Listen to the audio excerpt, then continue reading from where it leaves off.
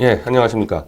이 뉴데일리 단독 보도가 나왔는데, 문재인 절친 자유총연맹 총재 내정설 확산.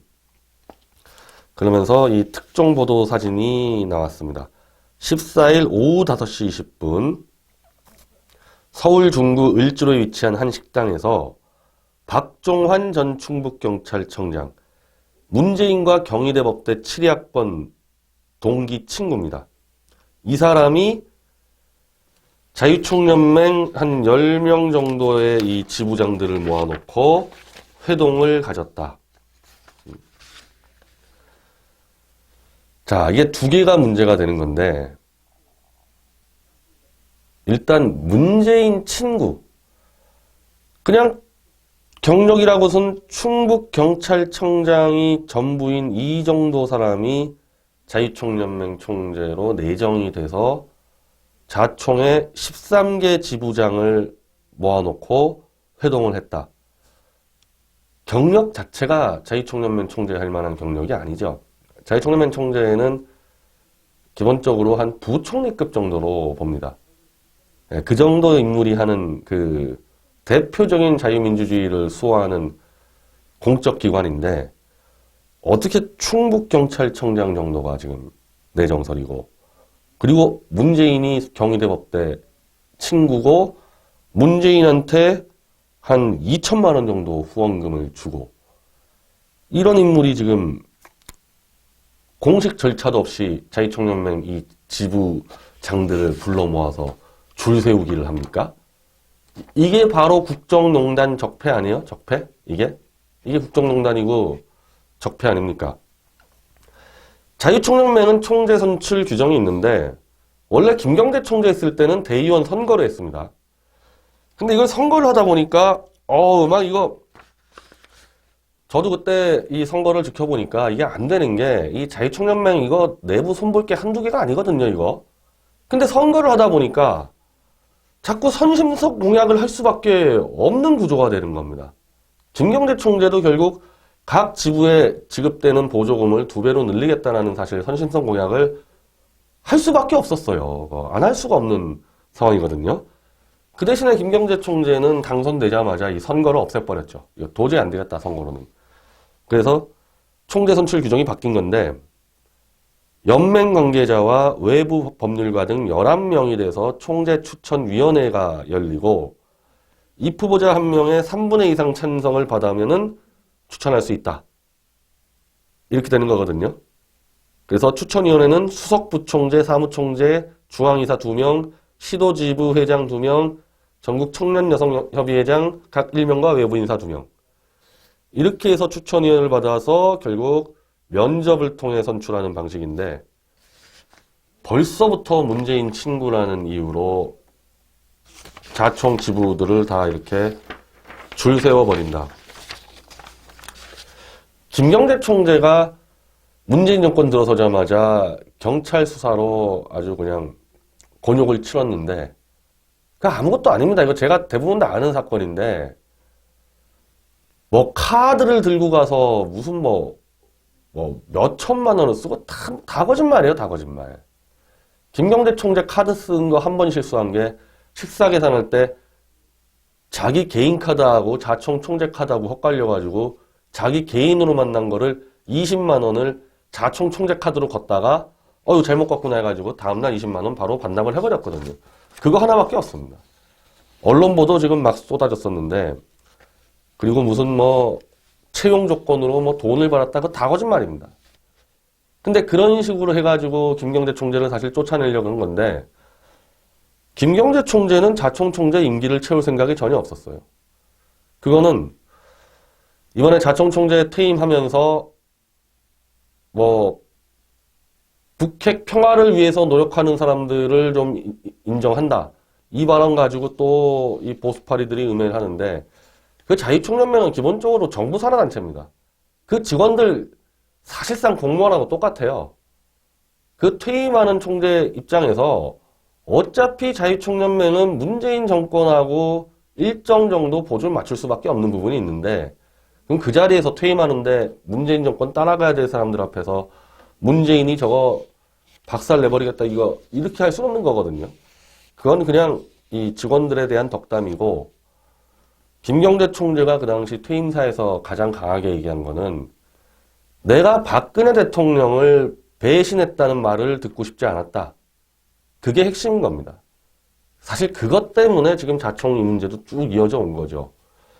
지난 태극기 집회 관련해서 저는 한 11월 정도에 김경재 총재가 태블릿 PC 좀 알아봐라 그래서 제가 그때는 특보였습니다. 총재 특보였는데 좀 뭐 총재 특보를 떠나서 저는 뭐 미디어치 차원에서 알아보게 됐고 김경재 총재는 태극기 집회 1회부터 거의 빠지지 않고 다 참석을 했습니다. 근데 그게 자유총연맹의 이른바 정치적 중립성 문제 때문에 자유총연맹 전체가 참여할 수가 없어요. 그냥 혼자 나간 겁니다. 혼자 박 대통령하고 신의를 지키려고 혼자 나가서 마이크 잡고 막 했는데 자총 내부가 이미 그 당시부터 박 대통령으로 탄핵은 끝났구나 해가지고 줄을 확 바꿨었단 말이에요.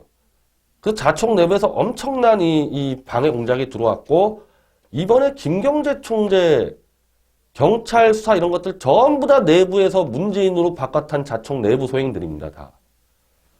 그거를 사실 무릅쓰고 태극기 집회 끝까지 나와서 박 대통령에 대한 예를 다 지켰는데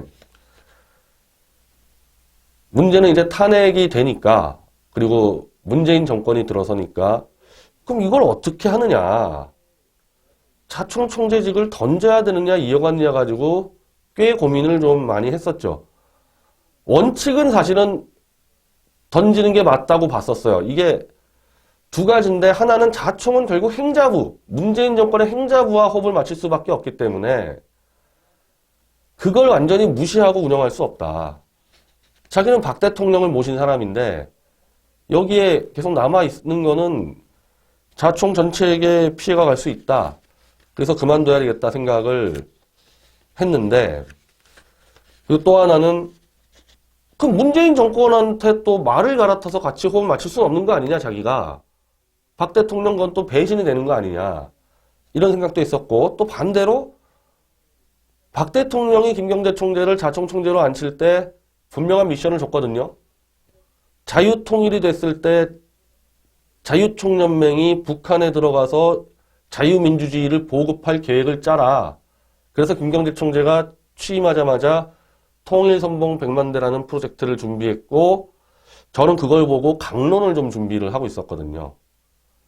그래서 그거를 하고 있는데 박 대통령 이제 감옥 갔다고 또 냅다 또 사표 쓰고 나오면 이것도 뭔가 좀 박 대통령에 대해서 배신하고 도망가는 것 같고 그래서 본인 스스로 박 대통령 한 1심 정도 나올 그 시점에 즉 구형이 되든 결심 선고 그 시점에까지는 조직을 추스리다가 나가는 게 박 대통령에 대한 그래도 의리를 지키는 게 그 방법이 제일 좋겠다 해서 원래는 사실은 그러니까 이 박 대통령 선고가 10월로 예상됐잖아요. 그 구속 만료일 6개월 때문에. 그럼 10월에 그만두려고 그랬어요, 사실은. 근데 이게 연기가 되니까 야 그러면은 한 3, 4월 정도 나올 것 같으니까 그러면은 한 2월 정도 그만두면 되겠다. 이건 제가 작년 한 11월에 들은 얘기예요, 이미. 그 정도 그만두면은 자총 내부도 그런 대로 좀 컨트롤되고 박근혜 대통령한테 그래도 끝까지 최선을 다했구나. 그래서 2월로 이미 잡아놨는데 이 사람을 안 믿으니까 막 경찰 수사 가지고 난리법석을 쳐. 그것 때문에 물러난 거 아니에요. 이미 작년 11월 정도에 2월쯤은 나가겠다. 10월에 만약 박 대통령이 1심 나왔으면 그때 나갔을 거고 그런 과정이 있었던 겁니다. 네, 그렇게 해서 어쨌든 박근혜 대통령이 통일을 준비하기 위해서 김경재 총재를 앉혀서 자유통일을 준비하던 그 자유총연맹에 아무 경력도 없는 지난 이명박 정권 때 이제 들어왔던 이명박 정권이 아니죠. 박근혜 정권 초기에 그때 선거로 들어왔기 때문에 허준영 전 경찰청장이 전임 총재였습니다. 그 허준영 전 총장과 김경재 총재가 선거로 붙어서 김 총재가 이겼는데 전직 경찰청장이 총재를 했었는데 지금 충북경찰청장에게 문재인이 낙점을 했다. 이 사람이 그리고 자유통일에 대한 어떤 의식이 있는지 아무도 모르는데 그 무슨 인사 문제에서 지금 뭐 특혜 채용이니 뭐니 어쩌고저쩌고 하지 않습니까? 이거 특혜 아니에요, 이거? 이거 특혜 아닙니까? 지금 적발돼서 어떨지 모르겠는데요. 기본적으로 자유총연맹 총재에 문재인하고 친구란 이유로 겨우 충북도 정도의 경찰청장, 뭐 충북을 무시하는 게 아니에요. 전국 경찰청장이 총재한 자리에 한 도의 경찰청장이 총재로 들어온다는 게 있을 수 있는 얘기냐는 겁니다. 이게 특혜고 결국 적폐고 국정농단 아니냐. 제가 참 이 꼴을 보니까 참 그런 기억이 나는데 김경재 총재가 특보를 이제 그만두고 원래는 그 김대중과 박정희가 꿈꾸는 나라라는 그 책을 집필을 하는 문제로 이제 그만두고 어떤 일을 할까 기획 중이었는데 그 당시 김기춘 실장이 김경재 총재를 불렀습니다. 자기가 볼 때는 이 총선 이후에 대통령과 당이 너무 위험할 것 같다. 믿을 사람이 하나도 없다, 당에. 그래서 김 총재 보고 지역에 출마하든 비례대표로 가든 당으로 들어가서 당을 한번 이끌고 마지막까지 박 대통령 임기 말까지 지켜주면 어떻겠냐. 그런 제안을 했습니다. 김기춘 실장이. 그래서 김 총재가 그때 저하고 상의했을 때 저도 당으로 들어가는 게 맞다. 왜냐하면 저는 뭐 일찌감치 이 김무성, 유승민 세력이 총선 끝나고 무조건 탄핵 들어갈 게 뻔했기 때문에 누군가 이 말빨이 되는 사람이 들어가서 당을 지켜야 되는데 지킬 사람이 안 보여요, 저도. 사실 당으로 들어가야 된다고 저도 생각을 하고 있었는데 결국 여러 논의 끝에 자유총연맹으로 가게 됐는데 그건 이제 왜냐하면은 박 대통령이 통일 이후에 그 준비 대책 그걸 김 총재한테 사실 기대를 하다 보니까 결국 자유총연맹 이건 뭐 선거로 됐기 때문에 무슨 뭐 낙점이고 그런 거 없습니다. 그 당시엔 선거였습니다. 그래서 자유총연맹 총재로 가서 통일을 준비를 하는 그 프로젝트를 시작을 했었는데 뭐 시작하자마자 뭐 그냥 탄핵에 휩싸이니까 아무것도 못했죠. 아무것도. 진짜 아무것도 못했고 사드 관련해서 이 사드 배치 문제 등등 그 싸우느라고 사실 정신이 없었습니다. 이 장기적 플랜을 제대로 짜지 못했었고 그래서 이제 와서 봐도 김경재 총재는 그 당시에 당으로 갔었으면 어땠을까. 이정현 당대표, 정진석 원내대표 탄핵 때 어떻게 했습니까? 자, 탄핵은 김무성이 유승민 때문에 못 막았다 칩시다. 물론 정진석 원내대표는 제가 볼 땐 탄핵 찬성했던 사람이에요. 이 사람 지금 하는 거 보면은. 근데 이정현 대표는 어쨌든 공개 발언으로는 탄핵을 반대했는데 제가 지금 그때 이정현 대표가 제일 잘못한 거는 탄핵에 대해서 무조건 의총에서 실명 찬반 투표 들어갔어야 되고 국회에서도 국회법상 안 된다 그러면요. 자유한국당 내부에서라도 찬반 정확히 실명을 했었어야 돼요. 그때 만약에 의총에서 우리들이 뽑은 대통령 그리고 그 당의 최고 당원인 대통령 목을 치는데 그걸 뒤에 숨어서 한다? 안 된다. 실명으로 하자 그랬으면요. 200석 못 채웠을 수 있습니다. 실명으로 붙었으면. 그리고 설사 200석 채웠어도 명수가 줄었을 거고 정확하게 지금 탄핵 세력과 탄핵은 막은 세력이 딱 구분돼가지고 지금처럼 보수가 완전히 무슨 몸 팔아 갖다 제끼는 그 사람들처럼 원칙과 명분과 다 없어져 버리는 태극기 흔들고 박 대통령 울면서 후원금 털다가 박 대통령 쫓아내는데 앞장서는 그런 추태는 안 벌어졌을 거라는 거죠. 탄핵 국회의원 투표만 실명으로 했었어도 만약에 김경재 총재가 그 당시에 당으로 가서 당대표를 했었으면은 1차로 탄핵을 막고 2차로 탄핵 못 막으면은 그것까지는 했을 거라는 거죠. 깔끔하게 우리 명예를 걸고 하자. 탄핵을 찬성하면 너 실명 걸고 탄핵 찬성해라. 난 탄핵 반대하면 실명 걸고 하겠다. 참 그 염승태 자문위원이 재판을 탁 보면서 김기춘 실장이 정말 박 대통령에 대한 충신이고 애국자란 말을 여러 번 했는데 이제 와서 제가 기억해보면은 이미 내다본 거죠. 김기춘 실장은.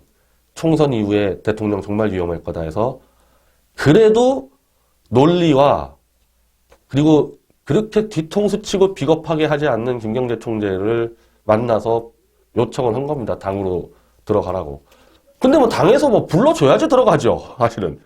그때 당대표 누구였습니까? 김무성이었는데 뭐 부르겠습니까? 그리고 친박 그 애들이 부르겠어요? 김경재 총재를? 자기들 해먹는데 바쁜데. 그래서 어쩔 수 없이 자유총연맹으로 가게 됐고 저도 그래서 자총이란 조직을 좀 경험을 했고 자유총연맹 조직에 좀 정말 이 바꿔야 될 것들 이거 썩어 빠진 조직 이거 바꿔야 될 것도 많이 봤고 아 이게 자유통일되면 자유총연맹이 정말 큰 역할을 할 수 있겠구나 그 가능성도 많이 봤습니다. 그래서 제가 그 당시 준비했던 것은 통일선봉 100만대를 기업가 중심으로 뭉쳐서 지금 이 문재인이 또 50조 퍼준다 그러면은 또 이상한 기업들 밀고 들어갈 텐데 지금 개성공단 입주 기업회 하는 짓들 보세요. 북한 계속 대변인 하지 않습니까?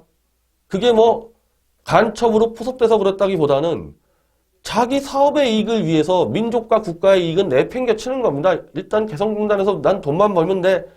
이런 사람들이 북한의 설사 김정은 시스템이 무너져도 이런 기업가들 들어가가지고는요. 기업도 안 되고 국가도 안 되고 오히려 그냥 대혼란만 끼칩니다. 그래서 통일선봉 100만 선봉대에 남북 경협사업에 들어갈 기업들을 모집해서 여기서 철두철미하게 이념교육, 자유통일 교육을 시킨 다음에 기업은 물론 그 북한으로 들어가는 종업원들까지 다 교육시켜서 북한 지역의 자유민주주의를 보급시키는 천병으로 넣고 자유총연맹에서 이 사람들을 다 관리해서 절대 국익에 훼손되는 일 못하게끔. 예를 들면은 개성공단 입주 기업들이 자유총연맹 안에서 관리가 되고 있었으면요. 저런 짓 못하죠. 그냥 자유총연맹이 호각 딱 불면 다 빠져나와야 되는 거죠. 아 이거를 해야 되겠구나 자유총연맹이. 그래서 그 플랜을 짜고 있다가 이 탄핵 때문에 무산됐고 저는 뭐 태블릿 PC 조작을 잡느라고 뛰느라고 사실상 그 당시 12월 달에 자총 특보 일도 그만뒀고 자유총연맹 일도 하지를 못했었죠. 그래서 이렇게 이런 조직을 문재인이 친구가 지금 먹겠다 그러는데 그래서 먹으세요 뭐 솔직히 얘기해서요. 자유총연맹 관변단체 맞습니다. 문재인 친구든 뭐 문재인 뭐 동생이든 아무나 먹으세요. 다만 문재인 정권 오래 못 갑니다. 제가 볼 때는 오래 절대 못 넘깁니다. 이미 북핵 그 쇼, 절대 성공할 수 없는 쇼에 발을 디딘 이상 오래 못 가기 때문에 이 친구가 자총총재 하다가 그거 봅시다. 문재인 정권 무너지면요. 뭐 제일 순위로 아마 나가야 될 겁니다. 지금 제가 설명한 자유총연맹의 자유통일의 가치를 이해도 못할 거고 뭐 이해한다 그러면 반대할 게 뻔하니까. 그리고 저는 자유통일 정권 만들게 되면은 저는 이 자유총연맹을 다시 대폭 강화해서 통일의 선봉 조직으로 만드는데 일을 하려고 합니다.